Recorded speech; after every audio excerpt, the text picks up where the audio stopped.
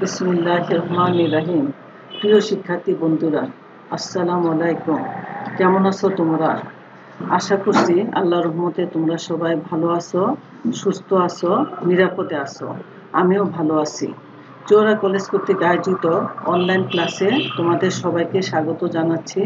আমি শাহানারা বেগম, সহকারী অধ্যাপক, রাষ্ট্রবিজ্ঞান বিভাগ, চৌরা আদর্শ ডিগ্রি কলেজ, কুমিল্লা।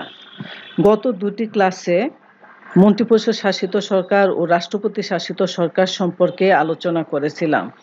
আজ এই দুইটি সরকারের তুলনামূলক আলোচনা করব।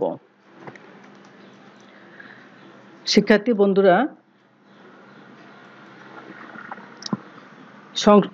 মন্ত্রিপরিষদ শাসিত সরকার ও রাষ্ট্রপতি শাসিত সরকারের তুলনামূলক আলোচনা করার আগে আমরা একটু জেনে নিই দুটি সরকার সম্পর্কে। সংসদীয় সরকার ও রাষ্ট্রপতি শাসিত সরকার আধুনিক সরকার ব্যবস্থার দুটি রূপ। আইন বিভাগ ও শাসন বিভাগের সম্পর্কের ভিত্তিতে সরকারকে দুটি ভাগে ভাগ করা হলেও উভয়ের মধ্যে বহুমুখী পার্থক্য বিদ্যমান। এখন আমরা সেটি আলোচনা করছি। তোমরা শিক্ষার্থী বন্ধুরা, তোমরা পয়েন্টসগুলো লিখে নাও। 1 নম্বর হচ্ছে সংজ্ঞাগত তুলনা। যে শাসন ব্যবস্থায় প্রধানমন্ত্রীর নেতৃত্বাধীন মন্ত্রিসভা শাসন ক্ষমতার অধিকারী এবং মন্ত্রিপরিষদ তাদের কাজের জন্য আইনসভার কাছে দায়ী থাকে, তাকে মন্ত্রিপরিষদ শাসিত সরকার বলে। অপরদিকে যেসব রাষ্ট্রের শাসন পরিচালনার ক্ষমতা রাষ্ট্রপতির হাতে ন্যস্ত থাকে এবং যিনি সাধারণত আইনসভার কাছে দায়ী থাকেন না, তাকে রাষ্ট্রপতি শাসিত সরকার বলে। 2 নম্বর পয়েন্ট, ক্ষমতাগত পার্থক্য। আমরা যা দেখতে পাচ্ছি যে দুটি রাষ্ট্রের সরকারের মধ্যে ক্ষমতাগত পার্থক্য দেখা যায়। যেমন মন্ত্রিপরিষদ শাসিত সরকারে রাষ্ট্রপ্রধান ও সরকার প্রধান ভিন্ন ভিন্ন ব্যক্তি। মন্ত্রিপরিষদ শাসিত সরকারে রাষ্ট্রপতি রাষ্ট্রপ্রধানের আনুষ্ঠানিক দায়িত্ব পালন করেন, প্রধানমন্ত্রী সরকার পরিচালনা করে থাকেন। প্রধানমন্ত্রী হলেন প্রকৃত সরকার, কিন্তু রাষ্ট্রপতি শাসিত সরকারে যিনি রাষ্ট্রপ্রধান তিনিই সরকার প্রধান, অর্থাৎ রাষ্ট্রপতি প্রকৃত শাসক। 3 নম্বর,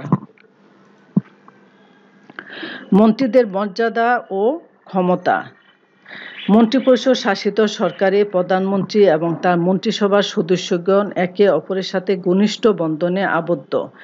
মন্ত্রীগণ প্রধানমন্ত্রীর সহকর্মী এবং বিশেষ মর্যাদা ও ক্ষমতার অধিকারী। কিন্তু রাষ্ট্রপতি শাসিত সরকারের মন্ত্রীগণ রাষ্ট্রপতি কর্তৃক নিযুক্ত হন। রাষ্ট্রপতির সন্তুষ্টির উপর তারা ক্ষমতায় অধিষ্ঠিত থাকেন। মন্ত্রীগণ রাষ্ট্রপতির আজ্ঞাবহ কর্মচারী মাত্র। শিক্ষার্থী বন্ধুরা, 4 নম্বর পয়েন্টস লিখো যে মন্ত্রীদের আইনসভার সদস্য হওয়া। মন্ত্রিপরিষদ শাসিত সরকারে প্রধানমন্ত্রী এবং তার মন্ত্রিসভার সদস্যগণকে আইনসভার সদস্য হতে হয়। অপরদিকে রাষ্ট্রপতি শাসিত সরকারে মন্ত্রীগণ সাধারণত আইনসভার সদস্য নন। 5 নম্বর, আইন প্রণয়নে সরাসরি ভূমিকা। মন্ত্রিপরিষদ শাসিত সরকারে প্রধানমন্ত্রী এবং মন্ত্রীগণ আইনসভার সদস্য। তারা সরাসরি আইন প্রণয়নে অংশগ্রহণ করেন। প্রধানমন্ত্রী আইনসভার নেতা। কিন্তু রাষ্ট্রপতি শাসিত সরকারে রাষ্ট্রপতি ও মন্ত্রীগণ আইনসভার সদস্য নন। তারা সরাসরি আইন প্রণয়নে কোনো ভূমিকা রাখতে পারেন না। 6 নম্বর, আইনসভার নিকট জবাবদিহিতা। মন্ত্রিপরিষদ শাসিত সরকারের শাসন বিভাগ তাদের সকল নীতি, সিদ্ধান্ত ও কাজের জন্য আইনসভার নিকট দায়ী থাকে। কিন্তু রাষ্ট্রপতি শাসিত সরকারের রাষ্ট্রপতি আইনসভা ভেঙে দিতে পারেন না।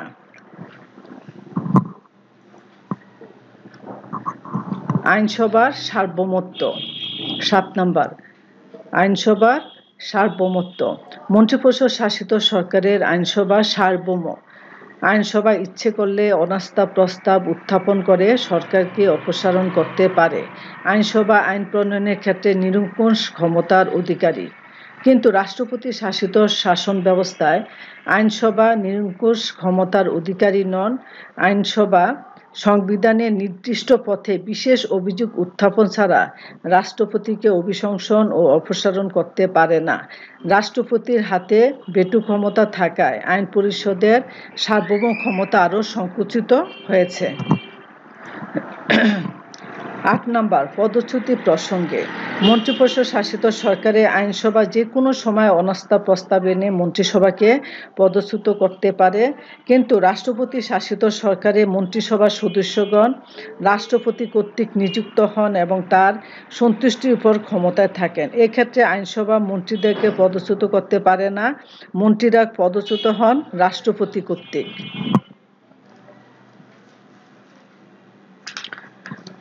তারপর ৯, আইনসভা ভেঙে দেওয়ার ক্ষেত্রে মন্ত্রিপরিষদ শাসিত সরকারের প্রধানমন্ত্রী আইনসভা ভেঙে দেওয়ার জন্য রাষ্ট্রপ্রধানকে পরামর্শ প্রদান করতে পারেন। তার পরামর্শ রাষ্ট্রপ্রধান উপেক্ষা করেন না, কিন্তু রাষ্ট্রপতি শাসিত সরকারের রাষ্ট্রপতি আইনসভা ভেঙে দিতে পারেন না। ১০, শিক্ষার্থী বন্ধুরা ১০ নম্বরটা লিখো। স্থায়িত্বের প্রশ্নে মন্ত্রিপরিষদ শাসিত সরকারের স্থায়িত্ব কম, কেননা আইন পরিষদের আস্থার উপর তাদের ক্ষমতা স্থায়িত্ব নির্ভর করে। আইনসভা আস্থা থাকলে তারা টিকে থাকতে পারে, আর আইনসভা অনাস্থা প্রস্তাব করলে সাথে সাথে সংসদ ভেঙে যায়, অর্থাৎ মন্ত্রিসভাও ভেঙে যায়। কিন্তু রাষ্ট্রপতি শাসিত সরকারের স্থায়িত্ব অনেক বেশি। নির্দিষ্ট মেয়াদের পূর্বে একমাত্র অভিশংসন পদ্ধতি ছাড়া রাষ্ট্রপতিকে অপসারণ করা যায় না। শিক্ষার্থী বন্ধুরা ৯ নম্বর লিখো।